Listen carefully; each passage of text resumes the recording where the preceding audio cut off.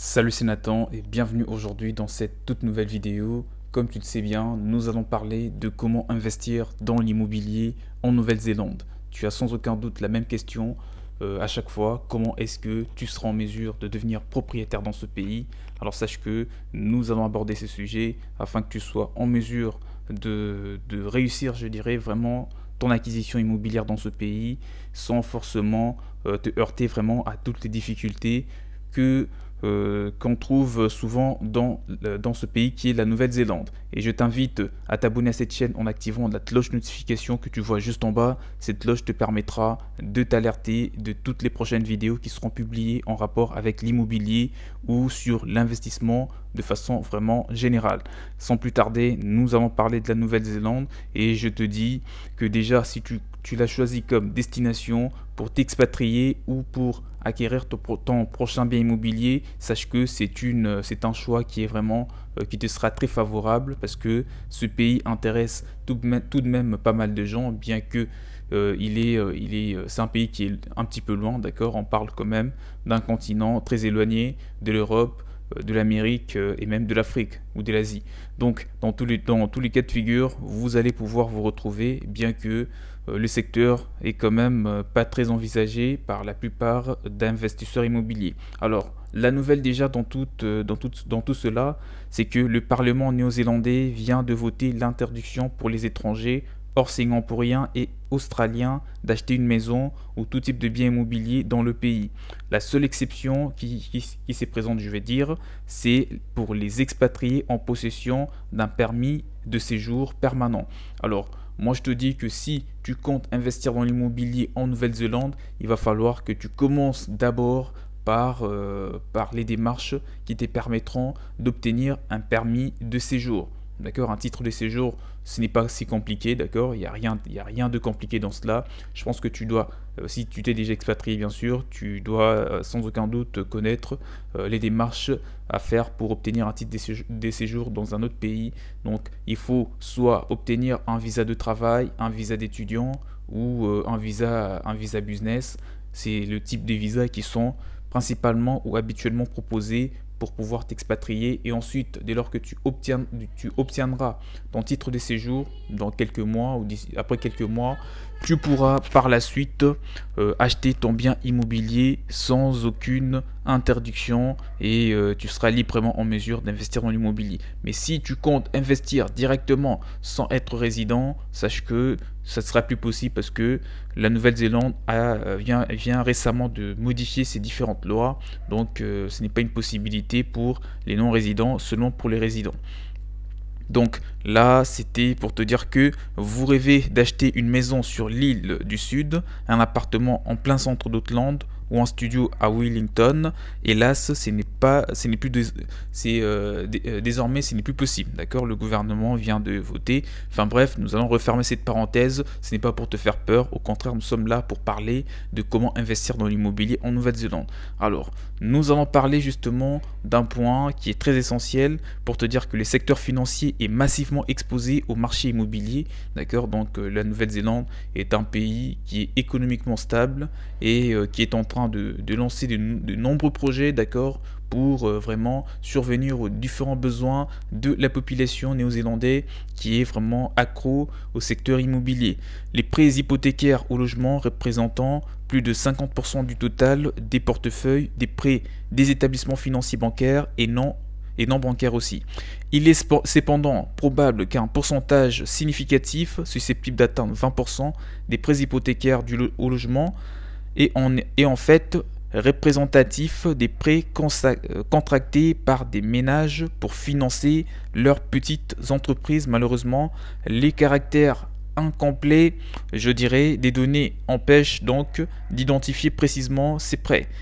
Voilà donc l'accalmie des marchés du logement depuis 10 ans, d'accord, en arrière, a eu pour effet des faibles répercussions dans les secteurs immobiliers. Alors un autre point dans tout cela, c'est que pour les banques relativement conservatrices en matière de prêts, moi je te dis que ces dernières, toutes ces banques d'ailleurs, imposent pour la plupart du temps un apport initial de 20% pour acquérir un logement et des remboursements des prêts hypothécaires dont le montant ne dépasse pas 30% du revenu brut du ménage.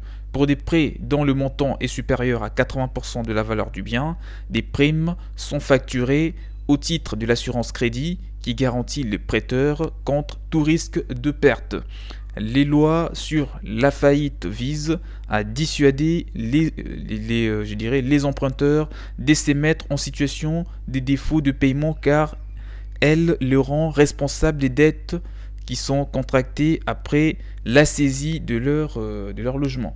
Donc là, c'est les informations qui te sont très importantes. J'espère que tu prends note. Et s'il y a quelque chose que tu n'as pas pu comprendre, tu peux toujours revenir, remettre la vidéo en arrière pour réécouter ce que je viens de te lire concernant l'immobilier en Nouvelle-Zélande. Et justement, je te recommande de consulter la description de cette vidéo parce que il y a le lien de mon site et il y a également un article qui est vraiment complet sur l'immobilier en Nouvelle-Zélande dans lequel tu trouveras toutes les informations disponibles pour toi pour réussir et surtout comprendre en amont comment investir favorablement dans l'immobilier en Nouvelle-Zélande.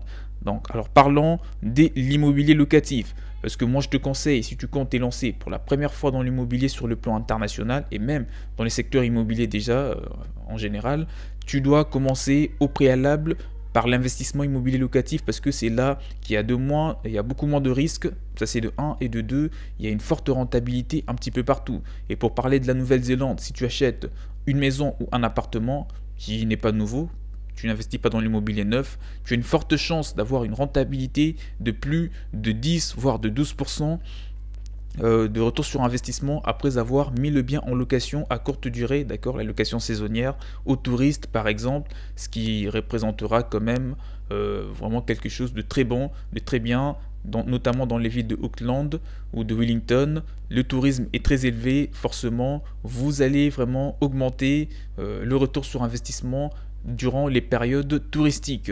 Mais si vous comptez le mettre en location pour une longue durée, c'est toujours bien et vous allez vous rattraper dans la mesure où vous allez vraiment faire attention. Moi, je te conseille de faire attention. Après avoir acquis ton bien immobilier, il faut le louer aux personnes qui sont vraiment, qui sont sûres, d'accord. Un locataire qui a un emploi, qui est des étudiants par exemple, il n'y a aucun risque, il y a beaucoup moins de risques de ne pas percevoir des loyers à la fin de tous les mois.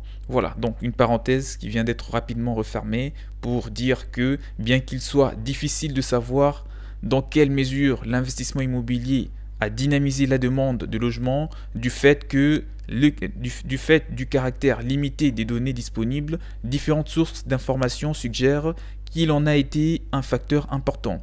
Les données des recensements indiquent que la part du parc de logements détenus par des propriétaires, je dirais, bailleurs, des propriétaires bailleurs du secteur privé a augmenté à un niveau de 15% en 1996 et de 20% en 2006 et de 30% au cours de l'année 2018 jusqu'à présent. D'accord? Donc les données de l'enquête économique sur les ménages et d'autres sources valent ou indiquent vraiment un taux qui est très élevé cette année. Nous pouvons même constater 40% concernant l'augmentation du secteur immobilier, notamment du bien locatif. Alors parlons fiscalité, et c'est d'ailleurs le dernier point pour conclure cette vidéo, nous arrivons vers la fin. Un examen des différents systèmes fiscaux dans différents pays relève que la plupart des pays de l'OCDE, si tu ne sais pas ce que c'est l'OCDE, tu peux le vérifier sur internet, proposent un traitement plus favorable pour les logements occupés par leurs propriétaires que pour d'autres véhicules d'investissement, Scalon et Whitehead, d'accord, et encouragent souvent les ménages à utiliser leur logement ou les investisseurs immobiliers à utiliser leur logement pour accumuler un patrimoine privé à long terme, voire même des revenus de retraite, ce qui est vraiment un conseil qui doit vraiment te mettre la puce à l'oreille. Ces avantages sont généralement proposés par les biais d'une non-imposition, d'accord, des revenus locatifs imputés et des plus-values des taxes plus élevées, d'accord. Voilà, une information que tu as sans aucun doute, besoin pour vraiment t'élancer dans les secteurs immobiliers. Et moi, je te dis que la fiscalité en gros reste vraiment quelque chose de très abordable dans le pays, parce que bien que la seule contrainte actuellement qui se pose, bon, ce n'est vraiment pas une contrainte, hein, sauf pour des personnes qui n'envisagent pas vraiment rester dans le pays. Mais si vous comptez investir dans l'immobilier en Nouvelle-Zélande, moi je te conseille de faire une demande pour avoir le titre de séjour. Une fois que tu l'obtiens, tu pourras acquérir de biens immobiliers autant que tu le veux, et même voilà, tu peux quitter le pays, vivre où tu veux et revenir seulement pour investir. Si tu veux spéculer vraiment, obtenir ou je dirais posséder plusieurs biens immobiliers dans ce pays, ça te sera possible seulement dans la mesure où tu as un titre de séjour ou si tu es de nationalité singapourien ou australien. Mais la Nouvelle-Zélande reste un pays très intéressant, le marché immobilier est en forte croissance, les prix de l'immobilier grimpent voilà, chaque année et dans plusieurs villes, hein, d'accord. Moi je peux te dire que les enjeux sont vraiment multiples et tu vas facilement te retrouver. Le pays est très accueillant, le coût de la vie est très réduit, d'accord, avec 10 fois moins d'argent qu'en France. Tu vas vraiment vivre avec.